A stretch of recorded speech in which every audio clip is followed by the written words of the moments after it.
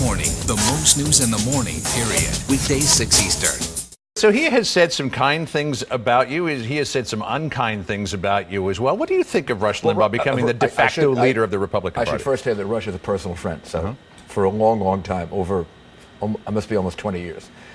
So I really, I get along with him very well.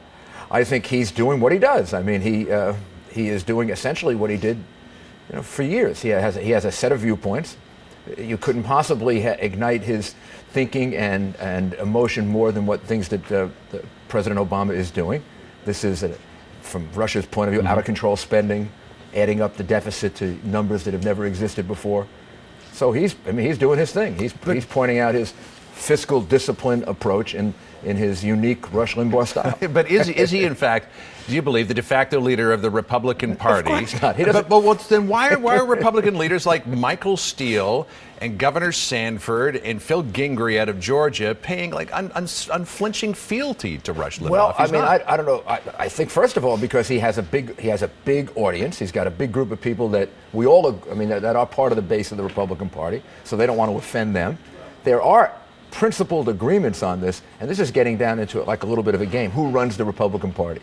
Well, Rush obviously doesn't run the Republican Party. No, but if the head of the RNC says, "Oh, sorry, I didn't mean to say that. That wasn't what I was thinking." Right. Obviously he commands some measure of respect that's over and above the Republican leadership. You could, legitimately, you could say he has one of the most influential voices in the Republican Party, that a large group of Republicans are very much in agreement with him. Follow his lead. But they're kissing the ring, Mr. Mayor. I don't know if they're doing that. I think what they're doing is they are not wanting to irritate his audience, and Rush is making the most of this. This is like a dream for a radio talk show host or a television talk show host. The President of the United States and his administration are engaging with him. But here's the question. Is it the best thing for the party that he is seen as such a figurehead? Here's what David Frum said, quote, he says, if you're a talk radio host and you have 5 million who listen and there are 50 million who hate you, you make a very nice living. If you're a Republican Party, you're marginalized. And we had Ron Paul on Monday who says that Rush Limbaugh does not expand the base of the Republican Party and that if you hope to gain back control of Congress and win back the White House in 2012, you have to do that. So is he, in essence, in some ways, bad for the party? I think it's a combination of two things. You have to contain or keep the base of the Republican Party, and you have to expand it.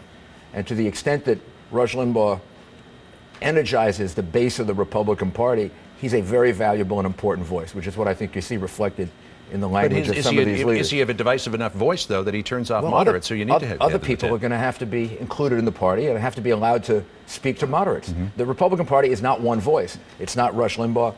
Michael Steele technically runs the Republican Party, but Michael would tell you he's not the only voice of the Republican Party either. So Governor Mark Sanford responded to what Rush Limbaugh said about he hopes that President Obama fails if his goal is to create this sort of socialistic society in terms of getting the economy back in shape. Governor Sanford said, you have to be an idiot to wish that he fails because if he does, we're all in trouble. So is it right for him? Is it prudent for him to say he hopes he fails? This is semantics. The reality is... Do you hope he fails? I hope the president succeeds in every respect. He's the president of the United States. We want him to succeed. We want him to succeed in foreign policy. We want him to succeed in domestic policy. If he were to ask my advice, I would tell him he is following the wrong game plan to succeed in domestic policy. Certainly with the economy. I ran an economy that was in deep trouble, a budget that was in deep trouble. In my opinion, respectfully, the president is doing all the wrong things. Now, are they going to work? I hope so. My experience tells me you don't add tremendous spending, which is out of control, without discipline, the spending has to be tied to recognizable revenues. 8,000 earmarks in this bill. This is not change that we can recognize as any kind of change. But bottom line, Mr. Mayor, on the stimulus package, we've got you on the record as saying, regardless of what you think about it, you do not hope he fails. Of course not. Okay. I hope he succeeds. I've been wrong before. My philosophy works sometimes it doesn't. Let's hope the president is right. Let's hope he changes course or whatever. But we have to hope that the president succeeds. Everybody loses if he doesn't. Mr. Mayor, it's always fun to have you in. Thanks for coming by. Thank you.